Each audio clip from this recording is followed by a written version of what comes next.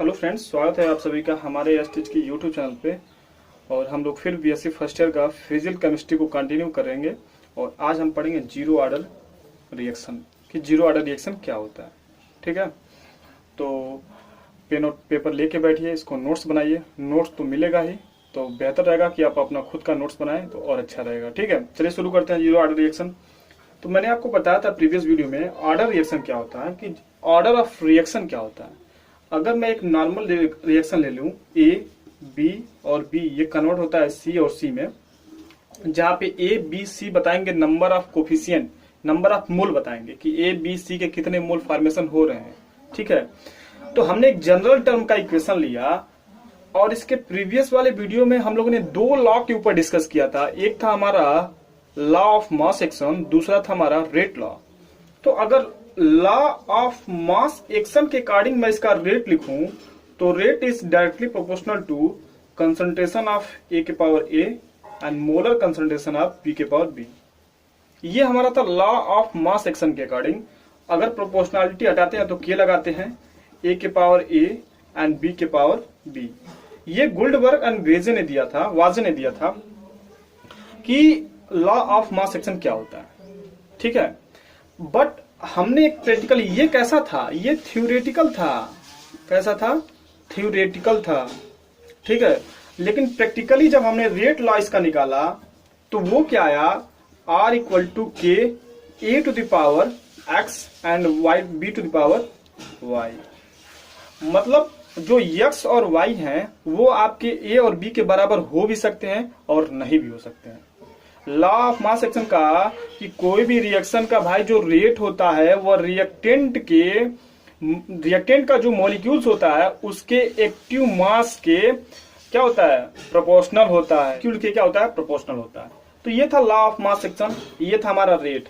तो हमने आपको बताया था कि ऑर्डर ऑफ रिएक्शन क्या होता है। ऑर्डर ऑफ रिएक्शन यही होता है कि रेट लॉ के अकॉर्डिंग जो हमने रेट निकाला है वह आर इक्वल टू के, ये हो जाएगा क्या, तो ऑर्डर ऑफ रिएक्शन क्या हमने बताया था, जो आपके रेट लॉ के अकॉर्डिंग जो ए और बी के ऊपर ऑर्डर है वही आपका क्या हो जाएगा, ऑर्डर ऑफ रिएक्शन हो जाएगा। देखो, ए का ऑर्डर एक्स है, बी का ऑर्डर वाई है, तो टोटल ऑर्डर कितना हो जाएगा, एक्स प्लस वाई। ये सब हमने प्रीवियस वीडियो में डिस्कस कर लिया है। यही क्या है, ऑर्डर ऑफ रिएक्शन है। एक्स प्लस वाई क्या है, ऑर्डर ऑफ रिएक्शन है। तो मेरे भाई अगर ये बताओ आर इक्वल टू के, ए और बी हमारे क्या है, रिएक्टेंट है कि नहीं है, तो रिएक्टेंट को मैंने क्या कर दिया, आर से डिनोट कर दिया। और एक्स और वाई क्या है, ऑर्डर ऑफ रिएक्शन है, तो दोनों को हमने क्या कर दिया, जोड़ दिया। तो ये एक जनरल टर्म निकल के आया, R equal to K R K power X plus Y. R क्या है, ए और बी है, और एक्स वाई क्या है, ऑर्डर ऑफ रिएक्शन है। ये समझ में आ गई। हमने कहा था कि जो ऑर्डर ऑफ रिएक्शन है वो 0 भी हो सकता है, 1 भी हो सकता है, 2 फ्रैक्शन कुछ भी हो सकता है। तो हम पढ़ रहे हैं जीरो ऑर्डर रिएक्शन। इसका मतलब ये हुआ कि x और y का जो मान है वो कैसा हो जाएगा, 0 हो जाएगा। तो यहाँ पे हम लिख सकते हैं r equal to K, R K power कितना, 0। और किसी भी नंबर के पावर या किसी भी वर्ड के पावर अगर 0 होता है तो उसका मान कितना होता है, उसका मान कितना होता है, 1 होता है। तो r इक्वल टू के। यहां से एक चीज कंक्लूजन निकल के आया कि जीरो ऑर्डर रिएक्शन में क्या होता है, रिएक्टेंट के मॉलिक्यूल्स जो हैं उनके कंसंट्रेशन पे यह डिपेंड नहीं करता है। जीरो ऑर्डर रिएक्शन जो है, मैं फिर से बोल रहा हूं, जीरो ऑर्डर जो रिएक्शन है उसका जो रेट है वह रिएक्टेंट मॉलिक्यूल्स के कंसंट्रेशन पर डिपेंड नहीं कर रहा है। मेरे बात समझ में आओ। जैसे कि मान लो, अगर मान लीजिए ये कोई जीरो ऑर्डर का रिएक्शन है, मान लो ये कोई जीरो ऑर्डर का रिएक्शन है जो ए से बी में कन्वर्ट हो रहा है। ठीक है, तो देखो कंसंट्रेशन तो इसका समय के साथ घट रहा है, ये तो नेचुरली है मेरे भाई। अगर कोई रिएक्शन हो रहा है तो रिएक्टेंट का मॉलिक्यूल समय के साथ घटेगा तभी तो प्रोडक्ट बनेगा, तभी तो रिएक्शन होगा। तो समय के साथ तो रिएक्शन क्या हो रहा है, समय के साथ इसका ए का कंसंट्रेशन घट रहा है, बट इस रिएक्शन का जो स्पीड है वो ऑलवेज क्या रह रहा है, सेम रह रहा है। मेरी बात समझ में आ रहा है। अगर मैं इसको आप एग्जांपल के तौर पर समझाऊं तो मान लो यहाँ पे कोई एक धावक है, ठीक है, जो ये दौड़ रहा है, इसको 100 मीटर की रेस लगानी है। तो 100 मीटर को रेस लगानी है और इसका जो गोल है इसको यहाँ पे पहुंचना है। ये दूरी कितनी है, 100 मीटर। अब ये धावक दौड़ता गया और आके अपने गोल को यानी लक्ष्य को प्राप्त कर लिया। ये दौड़ तो रहा है, दौड़ते के साथ इसकी जो एनर्जी है, इस धावक की जो एनर्जी है वो कम तो हो रही है, बट इसका जो स्पीड है ना वो क्या है, सेम है। अगर ये एग्जांपल आपके दिमाग में बैठ गया तो इसको भी आप समझ सकते हो। समझ में आ रहा है कि जीरो ऑर्डर रिएक्शन यही कहता है कि समय के साथ तुम्हारी एनर्जी या समय के साथ तुम्हारा कंसंट्रेशन दोनों तो कम हो रहा है, लेकिन जो तुम्हारे चलने की स्पीड है वह क्या हो रही है, एकदम सेम रह रही है। कैसे ये पता चला? हमको ये पता चला क्योंकि जो स्पीड है वह किसके इक्वल टू हो रही है, के के इक्वल टू हो रही है। समझ आया? देखो 99% तो होता है कि अगर कंसंट्रेशन के हिसाब से रेट, रिएक्शन का जो रेट होता है ना वो कम होता जाता है। कंसंट्रेशन के अकॉर्डिंग जो रिएक्शन का रेट होता है वह स्लो होता जाता है, कम होता जाता है। लेकिन जीरो ऑर्डर रिएक्शन की यही खासियत है। जीरो ऑर्डर रिएक्शन का ये कहता है कि भाई देखो, समय के साथ कंसंट्रेशन तो चेंज होगा तभी तो रिएक्शन होगा, बट इस रिएक्शन का जो स्पीड है वह कभी चेंज नहीं होगा। कितना बेहतरीन ये जीरो ऑर्डर रिएक्शन है। मतलब इसको देखो, अगर आप किसी चीज को समझ रहे हो ना तो इसको व्यवहारिक जीवन से जोड़ के समझोगे तो और मजा आएगा। जैसे इस एग्जांपल को हमने लिया कि यार कोई धावक है, दौड़ रहा है, दौड़ने के साथ उसकी एनर्जी तो कम हो रही है लेकिन उसकी स्पीड जो है वह सेम रह रही है। उसी तरह कोई रिएक्शन तो है, चलने के साथ इसका कंसंट्रेशन तो कम हो रहा है बट जो इसका स्पीड है वो क्या है, सेम है। किस केस में? ये जीरो ऑर्डर रिएक्शन में। अगर इस धावक का आप नाम याद रखना चाहते हो तो उसेन बोल्ट, इसीलिए तो वह विश्व का सबसे तेज धावक है, क्योंकि उसकी एनर्जी तो कम होती है बट उसकी स्पीड क्या रहती है, सेम रहती है। इसीलिए हर वो क्या करता है, हर वो एथलीट में क्या होता है, रैंक में नंबर 1 आता है। मतलब हर एक धावक में जैसे ही वो अपने दौड़ का प्रतियोगिता में पार्टिसिपेट करता है उसमें क्या होता है, उसका फर्स्ट आता है। ठीक है, तो ऐसे रिएक्शन जो समय के साथ कंसंट्रेशन तो कम हो रहा है उसका बट उसकी स्पीड नहीं कम हो रही है, उसको हम बोलेंगे जीरो ऑर्डर रिएक्शन। तो अगर इसका मैं डिफिनेशन बोलूं तो आपको नोट्स मिलेगा कि reaction whose rate is not affected by concentration of reactant molecule.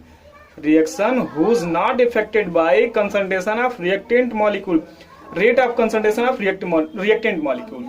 मतलब किसी भी रिएक्शन का कंसंट्रेशन से कोई मतलब नहीं है, उसका रेट क्या रह रहा है, ऑलवेज सेम रहता है, वह जीरो ऑर्डर रिएक्शन कहलाता है। लेकिन एक चीज मैं यहाँ पे, हम लोग एक तरह से और भी एक चीज को यहाँ पे बोल सकते हैं, वो हम लोग क्या बोल सकते हैं, हम लोग कह सकते हैं कि हो सकता है उसका कंसंट्रेशन ही ना चेंज हो जीरो ऑर्डर रिएक्शन में। जैसे कि मैं मान लो बात कहूं कि मान लो जैसे कोई ए है, ये कन्वर्ट हो रहा है किसमें, बी में। चलो मेरे भाई, अगर कोई ए है वो बी में कन्वर्ट हो रहा है, अगर ये जीरो ऑर्डर का रिएक्शन है तो समय के साथ इसकी सांद्रता तो कम होगी पर इसका जो स्पीड है यानी जो इसका रेट है, एक चीज ये भी हम कह सकते हैं कि इसका जो कंसंट्रेशन है वो चेंज ही ना हो। तो ऐसे ऑर्डर रिएक्शन को हम लोग क्या बोलेंगे, जीरो ऑर्डर रिएक्शन बोलेंगे। पर क्या ये रिएक्शन होगा? बिल्कुल नहीं होगा। मैं क्या कर रहा हूं उसको समझने का प्रयास करो। अगर मैं ये कहूं कि इसका कंसंट्रेशन जो है, इसका जो सांद्रता है वो चेंज ही ना हो, तो ये बताओ अगर इसका सांद्रता चेंज नहीं होगा तो ये रिएक्शन होगा? नहीं होगा। तो ये कहना यहाँ पे गलत है कि हम लोग ये कह सकते हैं कि रिएक्शन का जो स्पीड है वह सांद्रता तो चेंज हो रही है, सांद्रता तो घट रही है, बढ़ रही है, घट रही है, लेकिन उसका स्पीड जो है ना वो सेम रहता है। तो ऐसे रिएक्शन को हम जीरो ऑर्डर रिएक्शन बोलेंगे। कभी ये आप लोग मत कहिएगा कि इसका सांद्रता चेंज नहीं होगा और तब उसका स्पीड सेम रहेगा। अगर इसकी सांद्रता नहीं चेंज होगी तो ये बताओ ये रिएक्शन होगा ही नहीं। तो आई होप आप लोग को समझ में आ गया होगा कि जीरो ऑर्डर रिएक्शन क्या होता है। मैं एक बार फिर से बोलता हूं कि जीरो ऑर्डर रिएक्शन वही होता है जो समय के साथ इसकी सांद्रता तो कम हो रही है बट उसका स्पीड क्या रह रहा है, सेम रह रहा है। ये हमको कहां से पता चला, हमने जो इक्वेशन डिराइव किया, rate is equal to constant. Constant है मतलब अगर 10 की स्पीड से चल रही है तो ऑलवेज लास्ट टाइम तक भी 10 के स्पीड से ही चलेगी। तो ये था आपका जीरो ऑर्डर रिएक्शन। अब हम इसमें एक और टॉपिक को डिस्कस करते हैं। अच्छा, एग्जाम्पल अगर हम लोग समझना चाहते हैं, इसका एग्जाम्पल समझना चाहते हैं तो एक्सेप्शनल होता है। अभी आप लोग कहोगे सर इसका तो ऑर्डर 2 दिख रहा है। जितने भी गैसियस रिएक्शन होते हैं, गैसियस रिएक्शन, मान लीजिए ये हाइड्रोजन है और ये क्लोरीन है, ये आपस में मिल करके क्या बनाए, 2 मोल ऑफ HCl बनाए, 2 मोल ऑफ HCl से, वो भी गैस में। तो जो भी गैसियस रिएक्शन है या तो उनको मेटल सरफेस पे कराओ या तो सनलाइट के प्रेजेंस में कराओ, तो उनका जो आर्डर होता है वो कैसा होता है, 0 होता है। एक्चुअली में आर्डर तो हमको 2 दिख रहा है, कुछ नहीं तो मान लो यहाँ पे 1 है, यहाँ पे क्या है, 1 है। आर्डर तो हमको 2 दिख रहा है, लेकिन आर्डर देखो कितना आया है, 0 आया है। क्योंकि अगर इनको हम एक्सपेरिमेंट यहीं पे law of mass section fail कर गया, इसीलिए रेट लॉ आया। रेट लॉ यही बताएगा कि एक्चुअली इसका एक्सपेरिमेंटली ऑर्डर बताएगा। केवल 0 ऑर्डर में थोड़ा सा कंफ्यूजन होता है, बाकी सब में सेम हो जाएगा, उसमें कोई दिक्कत नहीं है। तो जितने भी गैसेस रिएक्शन है, अगर उनको सनलाइट के प्रेजेंस में करवाया जाए तो उनका जो ऑर्डर होता है 0 होता है। क्यों? क्योंकि इनकी सांद्रता समय के साथ कम हो रही है, बट जो इसका स्पीड है सेम है, इसीलिए बोल दिया गया कि ये जो रिएक्शन है वो 0 ऑर्डर रिएक्शन है। क्योंकि देखा गया, ऑब्जर्व किया गया कि चलो हाइड्रोजन और क्लोरीन तो समय के साथ घट रहा है यार, लेकिन जो इसका स्पीड है वह स्टार्ट में भी वही है और अंत में भी वही है, इसलिए इसको क्या बोला गया, 0 ऑर्डर रिएक्शन बोला गया। एक और मैं इसका एग्जांपल ले लेता हूं। मान लीजिए आपके पास 2HI लिया गया, हाइड्रोजन आयोडाइड, ये भी अगर गैसियस में है, इसको अगर हम कन्वर्ट कर रहे हैं किसके प्रेजेंस में, गोल्ड सरफेस, क्या मिलेगा आपको, हाइड्रोजन और आयोडाइड मिलेगा। क्या मिलेगा आपको, हाइड्रोजन और आयोडाइड, टूटेगा तो गोल्ड सरफेस में।